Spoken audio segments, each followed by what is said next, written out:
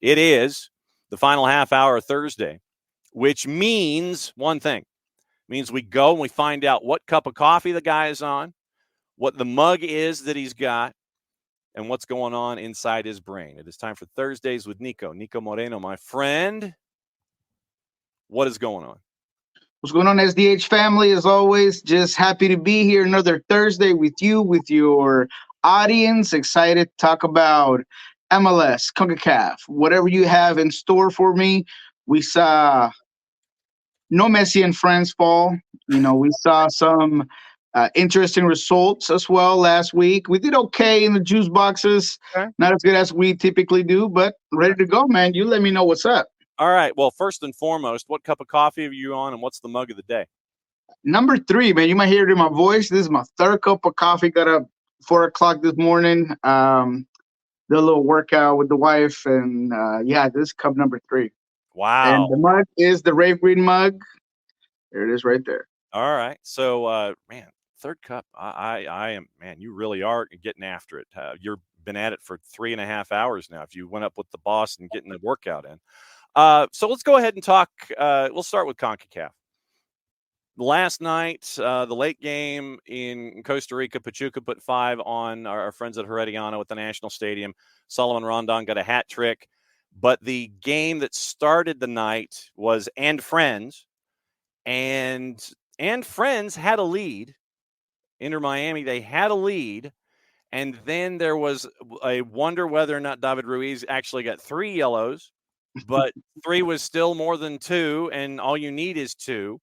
You get the 2 registered in a 4-minute period, and you go from 1 up down to losing 2-1 at home, and you've got to try to make that up on the road in Monterrey next time around. And it was there for them. And Robert Taylor apparently is picked up a knock, and so now you have all of these other effects that are from it. But Inter Miami, man, they had it right there. And Friends looked like they were taking care of business for a while, and then they didn't. Yeah, I mean, you said it all. You got to credit Tata for just putting together the perfect plan to contain Monterrey, to play with what he had, because you heard him after the game talk about he has 7 players that are injured. They're not in his roster. You could tell that it was a huge factor in this game because the team was gassed. I mean, in the last 20 minutes, there was just no legs. You look at that bench and you didn't know who you were going to bring in.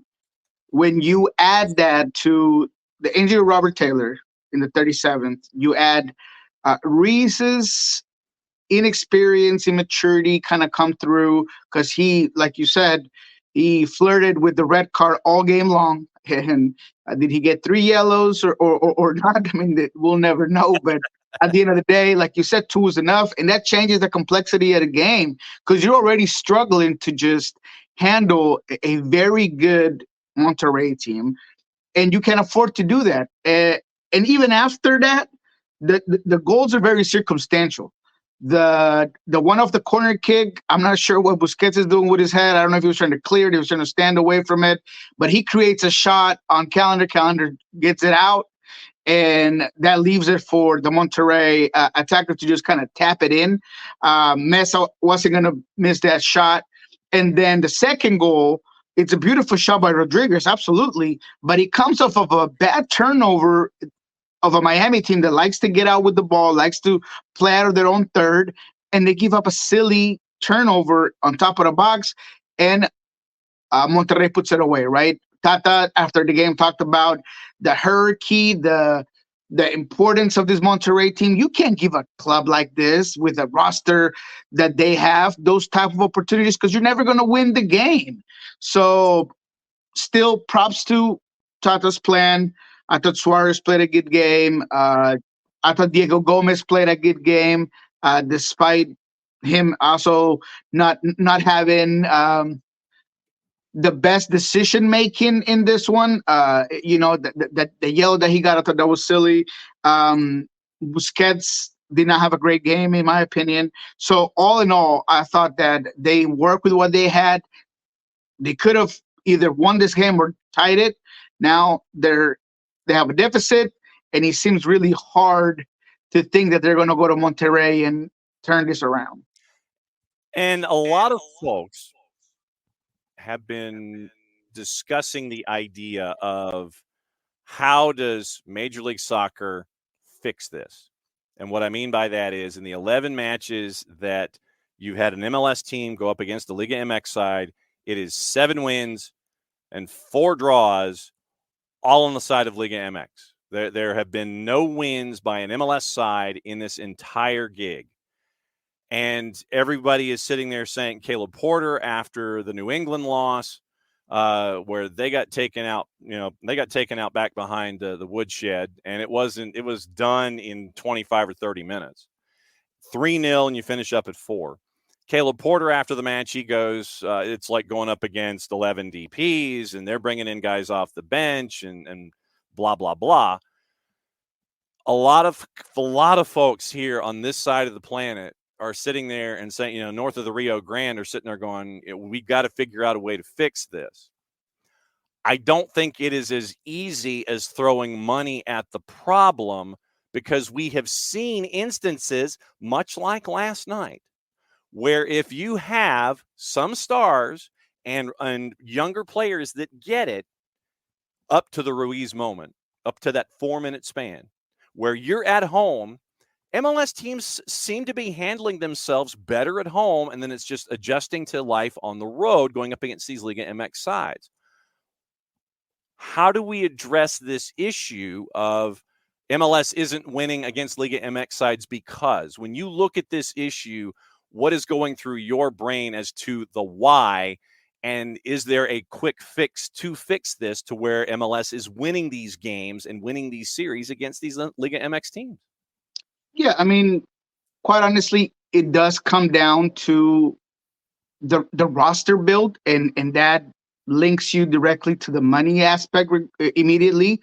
You've heard every MLS coach talk about the difference in budget and especially depth in that bench and the players you're bringing on and off the field, right? Tata yesterday said, this Monterrey team is bringing in national team players off the bench, whether it's Corona or the Chilean international they brought in. I mean, this team clearly has an advantage when it comes to the amount of talent that they're bringing in.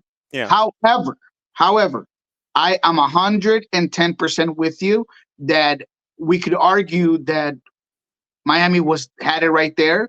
We could argue that I still have no idea what's going on with Will Fernandes and Cucho, because if you look at that game, Columbus was very much in it with a guy, an X factor, a finisher, a guy that has been crucial and fundamental for Columbus. You could argue that they're going to take that game as well if he's on the field.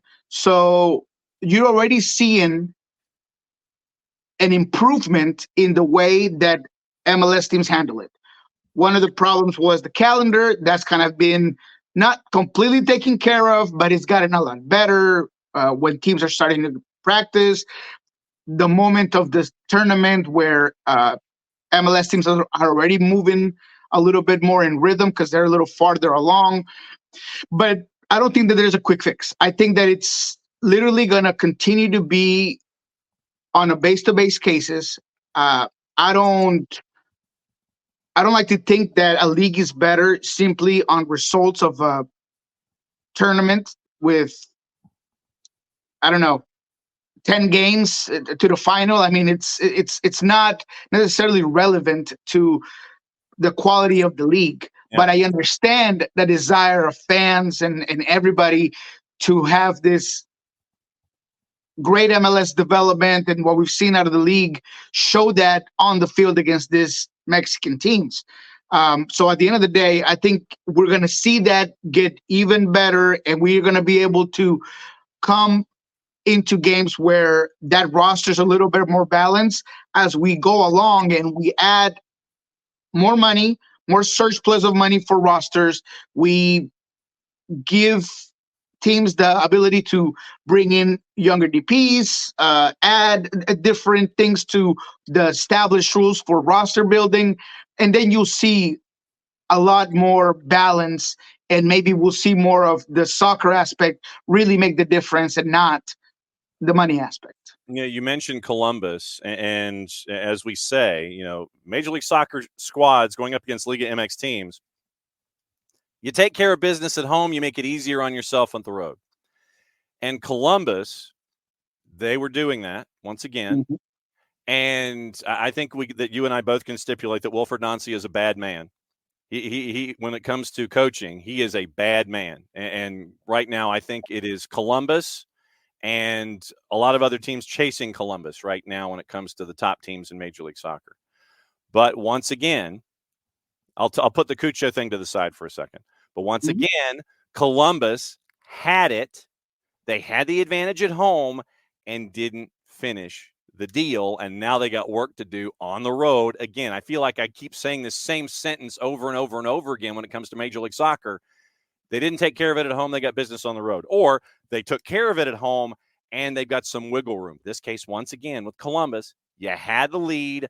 Aiden Morris went to the chuckle hut and tried to say something, do something funny, which was just dumb. But Aiden Morris gets a second yellow. He's not going to be there for the second leg, which is really going to hurt Columbus on the road. They had it. They don't have it, and now it's going to be a taller task. Yeah, and like I said, we won't mention the Cucho thing. Just out of what we saw over 90 minutes of play, Columbus created a whole bunch of opportunities. And Rossi had a couple of breakaways that maybe different decisions are made. Maybe you wait up a little bit more, you hold that ball, wait for somebody else to catch up. I thought Hinestrosa was dangerous all game. Morris, I thought he had a fantastic game all the way till he gets that second yellow. The collective pressure was making it real difficult for Tigres to build out of the back. I thought that aside from that header, Gignac was pretty quiet for most of the game. So there were elements of a Wilfred Nancy that we've all applauded for his tactics, for his ability to grow players, to develop players, to quickly implement everything that his soccer module asks of players, which is very demanding.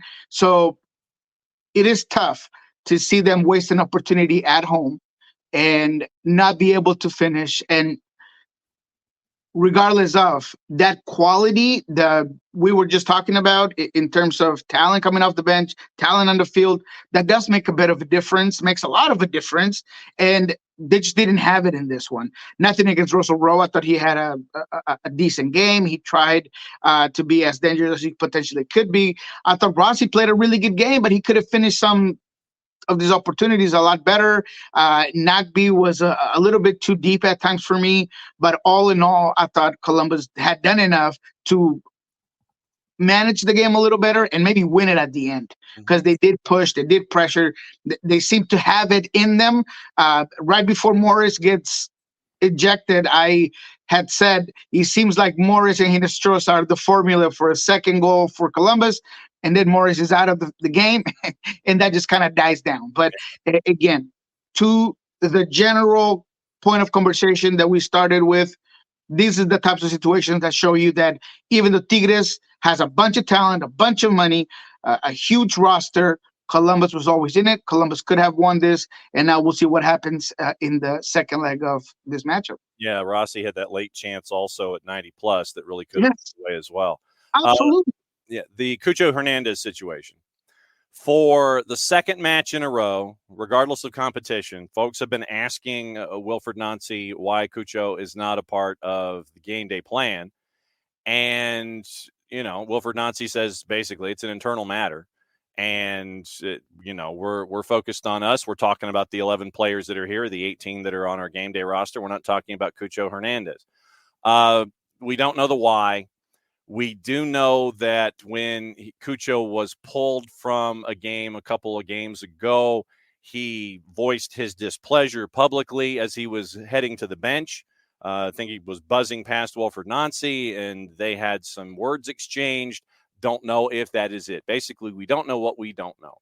But you're still seeing who's in charge in Columbus, and it's Wilfred Nancy, and they seem to be doing what Wilfred Nancy still wants them to do. Right now, it's not a distraction. At least it doesn't appear to be that way on the field. They seem to be, compartmentalizing what's going on. But how much of a distraction do you anticipate this becoming the longer that this goes? Beyond being a distraction, the only factual matter is that you're handicapping the team. Yeah. That is that simple. And we don't got to talk about distractions or mental aspect of the game, or a player like Rossi feeling some sort of way because his buddy's not on the field. I really hope that it was not just that interaction between Wilfred and Juan Camilo that made this whole deal. Because sometimes you got to put those things aside. I understand that you want to be the coach and that you have a value system and policies and the way you handle your business. But these are the games that you brought Cucho Hernandez for. These are the games that are going to change the aspect of your club. This is the historic tournament. This is where everything happens. And not being able to maybe put aside whatever happened. And I'm not saying you got to cater to a diva. I'm not saying that. I just think that I hope there was more than just a quick interaction that is worth missing two important games where he was missed in both. And I feel like if you have the cojones to leave this guy out, you should have them to also say what's going on. Hey, man, this is what happened. Maybe if it's beyond that, if we're talking, I don't know, legal matters or things that are beyond very sensitive information, I think that Wilfred should just go ahead and say it, man. And I understand that you want to keep the dirty laundry within the locker room, but sometimes the media and the fans deserve an explanation, because not seeing Cucho in that lineup was irritating, was mind-boggling, and honestly did a disservice to the club, to the league, to everything that comes from having a player like Juan Camilo in MLS. So I just think, I hope that this gets resolved quickly and that we get some clarity on what happened. Yeah. But bottom line is like we can sit there and we look at one instance. Is that part of it? Is that all of it? Like I said, we don't know what we don't know when it comes to the whole thing, and so it's part and parcel to what's going on right now in Columbus. Halftime with Niko, Thursdays with Niko, where we talk about the week that was, we talk about the week that will be, we go through juice boxes and play cliffhanger, and to see if we can help out our buddy from Pulso Sports on the soccer bar when it comes to his juice boxes come the weekend. On Tuesday, here on the show, we were talking hot seats in Major League Soccer. And what we did is we went from the bottom half of each of the standings as they currently are in each conference, because frankly, unless there's something going on that we don't know, you're not talking about folks that are in the upper half of the conference when it comes to hot seats right now. It's like, oh wait, you're leading the conference. Oh, your coach is on the hot seat. No. And right now we were looking at folks, and you're kind of sitting there going, there are too many new managers in the East to sit there and make blanket statements about some of these clubs. I know we're staring at Nashville. I know we're staring at NYC. We're taking the people's eyebrow and we're raising it in New England with what's going on with Caleb Porter, because it is not working in multiple competitions for New England. 0-4-1 in Major League Soccer, and you've only scored 5 goals, but you've given up 11 in MLS. You got thumped, and I think I'm being kind. You got thumped by Club America in the Triple C earlier this week. Then in the West, you look at the lower half, and I mean, you're not going to talk about Chirundolo yet. You're not going to talk about Bradley Carnell at all, considering they're the reigning defending winners of the Pie Plate. I know Josh Wolf. You're going to sit there and talk about Austin. Is it Niko? Is it is it Lucci? And then Brian Schmetzer right now at the bottom of the table in the West, 2 points, 5 matches, no wins. You've spent time there this week. What is the vibe like, knowing that there are injuries all over the place, but Seattle in an unfamiliar spot at the bottom of the West right now? What is going on? Yeah, I mean, this is uncharted waters for this team. I believe that they uh, have now matched their worst starting season ever. I think it was 2013. But at the end of the day, it doesn't seem to be panic mode just yet. When you walk through the doors of Long Acres, soon to be something else called. I'm hearing sometime this week there might be an announcement on that.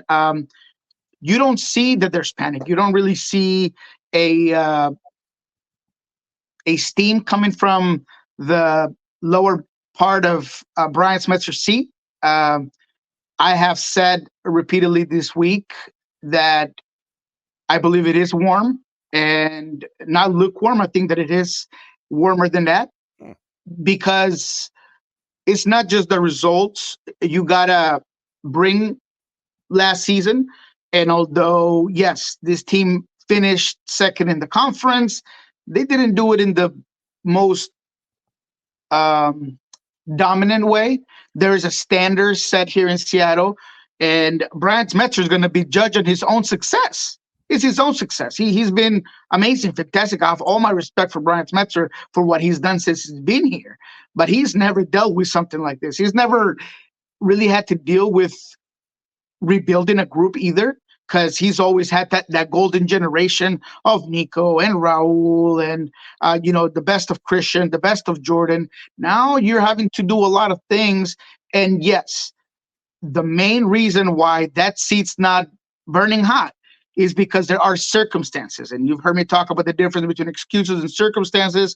It's not an excuse because we see what Houston is doing with a lot of injuries. They're still getting some points. Seattle hasn't been able to do it, but the circumstances are there. And it's hard to judge Brian Smetzer when we still don't even know what the full potential of the best starting 11 for this team is.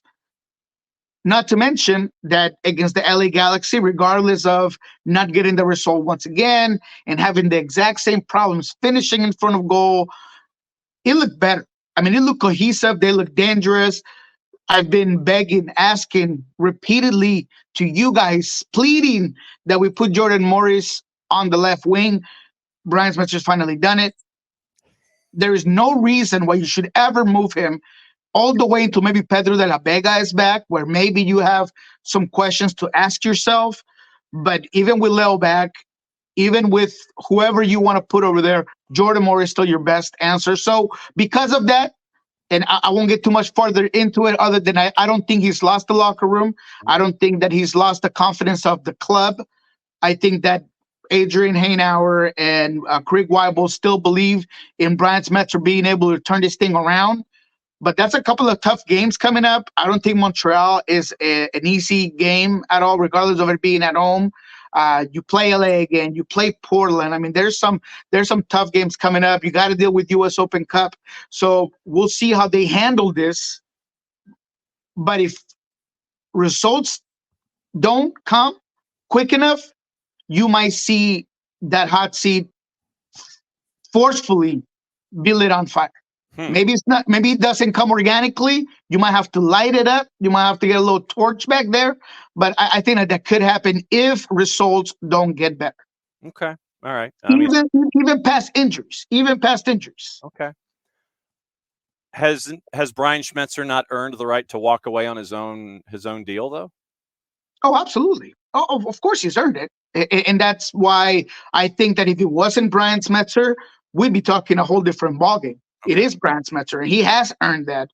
But I do believe that cushion, that leash that you earned, because he earned it. He wasn't given nothing. Yeah. He earned it when he came to CCL, when he came to bringing all the biggest titles this franchise has ever seen. That fuse is shortened, and there's no longer fuse. There's no more leash. There's no more cushion. I mean, that thing is as flat as it gets. So now you're going to have to come up with ways to get results. And sometimes it can be unfair because this LA Galaxy game, you created so many opportunities that sometimes it comes down to the player, the moment players are having. But ultimately, and this used to be a Siggy Smith thing, he used to say, coaches, we have the bags ready to go in the front door. I mean, that's just the way of the world. So I think he has earned that. He has earned that right to go on his own terms, but he's going to have to turn the ship around somehow, some way. The club believes. I believe he can definitely get better. Um, I don't know if we'll see him after his contract is up again. I think he'll retire on his own terms. But for now, if he doesn't turn things around, he might be shown the door. And that's just the way of, again, his own success is going to has put a certain expectation. And if you don't meet that, and this team spirals out of control in terms of not getting any results over the last 6 games, there's really nothing that can hold you, even for a Brian Smetzer in the 50 years of the club, no less. And I did not mean for us to go down this rabbit hole, but it was something that it was in my brain this morning, and got to spend a lot of time on it. All right, time to play cliffhanger, and Right. we'll roll through the matches here, kind of in a rapid fire thing. And if there's anyone that you want to talk about, we'll stop and talk about it. A lot of the 7:30s on Saturday night. Crew's hosting DC United. Crew are big on the minus side at a minus 152. You've got Cincinnati and Red Bulls. Cincinnati on the plus side, favored at home against Red Bulls at a plus 114. Red Bulls are a plus 242. Point. What's the draw there? Plus 238 on Cincinnati and Red Bulls. I might take that draw, man. New York's been interesting. Cincinnati has done just enough. They've kind of pulled that shield out of their back pocket in all terms, and pun intended. Sometimes teams just know how to get there, know how to win it. That Charlotte game was concerning, but again, you pull that shield, you pull that we are a very good team, and on a counter and a very good transition play, whether it's DeAndre Jedlin's effort to get where he got, the little bag heel, and then the finish by Bopuenza. I mean, you can tell this team has talent, but New York's been good, and they're no longer a team that is just organized and just high pressure. They play good soccer. They move the ball. I think Morgan is without a doubt the comeback player of the year, and he's been unbelievable. He leads the league today in goals. So this is a good New York Red Bull team. I'll go with the draw. Yep, Forsberg's turning into a great pickup for them as well. And Friends are a minus 120 hosting Colorado. I still think that they're going to find a way to make it happen. I just don't see Colorado doing anything on the road. What's the draw on that one? Plus 295. I'll take the draw on that one too, man. I think that this Miami team is short on depth at this moment. There's so many injuries. They're tired legs. Yes, they have the weapons to do things, but Colorado's starting to figure it out. That LAFC win showed you a little bit of that quality that they brought in. It was a lot of push and grind, which is what we had not seen out of Colorado this entire season. You thought that they were a team that was just flat and bleak, and they really had to, grind out that win, and back and forth, you end up getting that result. So I think that they have enough to draw against Messi and friends after tough CONCACAF game for that squad. No doubt about it. Revs favored at home at a plus 129 as Charlotte comes to town. NYC at Citi Field, the home of the New York Mets, hosting Atlanta United. NYC is a plus 104. Atlanta and the draw are both plus 254 in the composite. Oof. Yeah. That's a tough one, man. I don't see New York City winning against Atlanta, to be quite honest. Yeah. Can they pull a draw? Maybe, but I've already called 3 of them out. I'm staying away from that one. Vancouver and Toronto. Vancouver on the minus side at a minus 154. El Trafico at 745. LAFC and LAG. LAFC's favored at a minus 139. Favorite minus 139. What's Galaxy looking like? Plus 305 to win on the road. Wow. You know what? Uh-oh. Here you go. Give me the Galaxy, man. Give me the Galaxy. And I'm gonna take the risk on this LAG squad. I think that Seattle did a good job containing them. That you got to give credit to Sounders there, but you could tell that this team just has the quality to do a lot of things right. Um, Brugman brought a, an, a discipline, an organization, a distribution that they had not had before this game. I think Pencil doing a lot of different things against Seattle, playing more in the inside channels with Peck on the left side. Maybe we see them go back to Pencil farther out wide and Fagundes coming in this one. LAFC, they've had their own issues, especially defensively, especially on set pieces, especially in transition, especially in a lot of the things that LA Galaxy can do right. It's been a while. It's been a while since LAG's been able to take care of business against LAFC. But I'm going to take it on the three. What is it? Three what? It's 3 and change. It's like 358. All right. Yeah, I'm taking that one. Let's see how that plays out. We'll get that going. And also, just to let you know, 3.5 on your over-under is a plus 121. 4 is a plus 211. 4.5 is a plus 273. A little too rich for my blood, but they're going to be multiple goals. Just might be a little too rich for my blood. Yeah, so it'll be interesting. Galaxy north of plus 300 at a plus 305.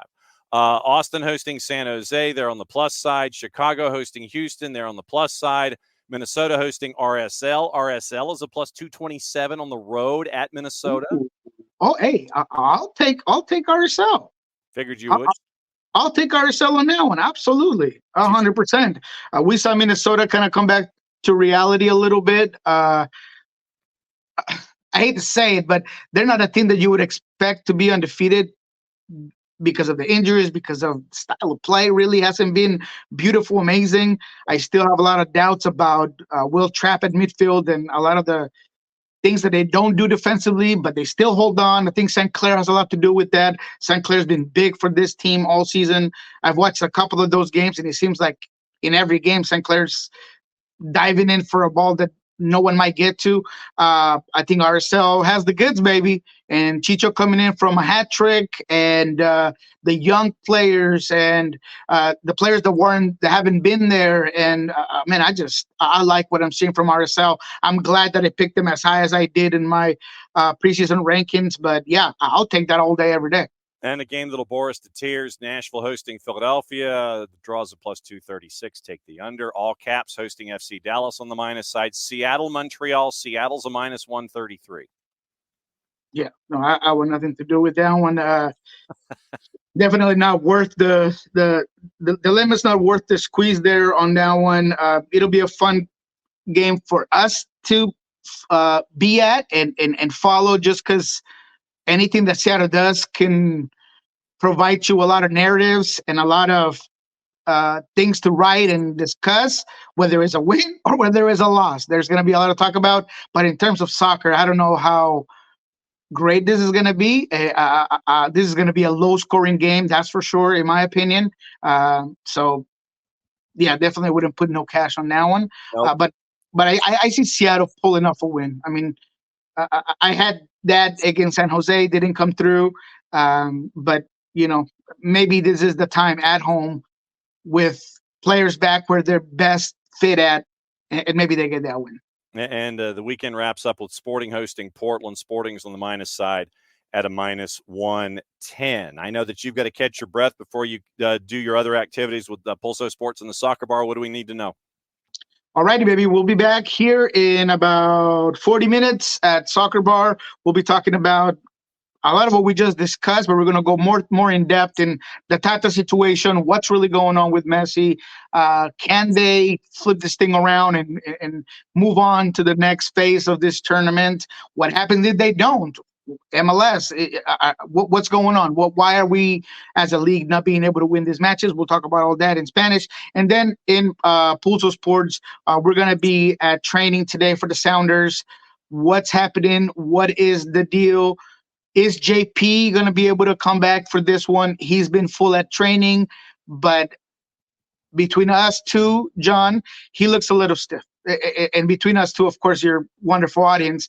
But there's when he plays, I see him a little bit stiff. He seems to hurt, and that's just my opinion, my take on on Joe Paulo. I think he's still a little bit out. He's just not moving as free as we're used to seeing him play. And, the hips, the injuries he has are tough to get over. So check that out. I'm going to try to do a breakdown of what I saw in practice today. So that'll be at Pulso Sports. As always, my friend, great to have you on Thursdays at 10:30 our time, 7:30 your time. Go catch your breath. Enjoy your third cup of coffee. We'll catch up with you next week, my friend. Thank you very much. I'll see you guys. All right, that's Niko Moreno at El Rolo NW on the Twitters. And it's always great to get his specific perspective on things.